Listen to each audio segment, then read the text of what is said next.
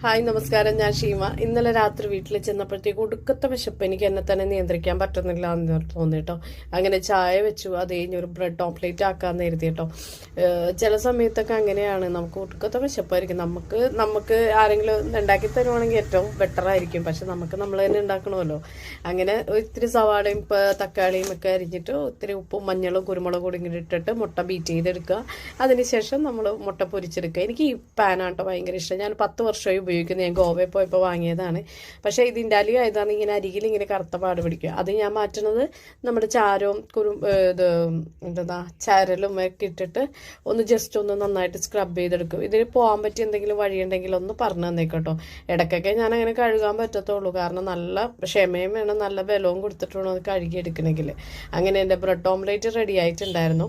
അതിൻ്റെ അപ്പുറത്ത് ചായയും തിളച്ചു. വേഗം കടുപ്പത്തിലൊരു ചായ ഇട്ട് കുടിച്ച് കഴിയുമ്പോൾ പിന്നീട് പണിയെടുക്കാൻ ഭയങ്കര ഉത്സാഹമായിരിക്കും എനിക്ക്. അപ്പം ചായ കൂടി എൻ്റെ ഏറ്റവും ഇഷ്ടപ്പെട്ട ഒരു കാര്യമാണ്. പിന്നെ അതുപോലെ തന്നെ ചായ കുടിച്ച് കഴിഞ്ഞപ്പോഴത്തേന് വേഗം മീൻ കറി റെഡിയാക്കിയിട്ടുണ്ടായിരുന്നു.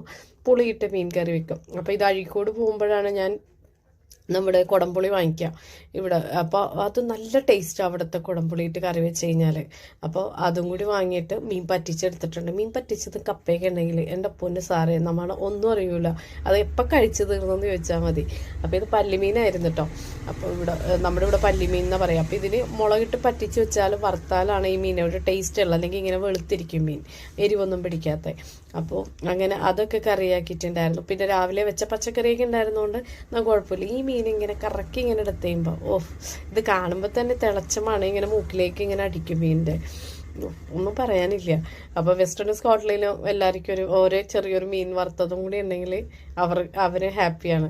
കാരണം ഈ കറി അവർക്ക് കഴിക്കാൻ ഇത്തിരി ബുദ്ധിമുട്ടാണ്. ചാറൊക്കെ എടുത്ത് കഴിക്കും, മീൻ കറി കഴിക്കില്ല. അങ്ങനെ ചോറ് ഉണ്ടൊക്കെ കഴിഞ്ഞ് ഒരു 10-11 മണിയായപ്പോഴത്തേക്കും പിന്നെ എനിക്ക് കട്ടിങ് ഉണ്ടായിരുന്നു. രാവിലെ കടയിൽ വന്ന് കട്ട് ചെയ്ത് തയ്ക്കാന്ന് വെച്ചാൽ ഇത്തിരി ബുദ്ധിമുട്ടായിരിക്കും. അപ്പോൾ ടേബിളിലിട്ടാണ് കട്ട് ചെയ്യുന്നത്. അപ്പോൾ ഞാനൊരു ബെഡ്ഷീറ്റും കൂടി ഇടും കേട്ടോ, കാരണം കത്രിക കൊണ്ട് ഇതാകുമ്പോൾ ടേബിളിൽ മാർക്ക് വീഴുന്നതുകൊണ്ടാണ് അങ്ങനെ കൂടി ചെയ്യുക.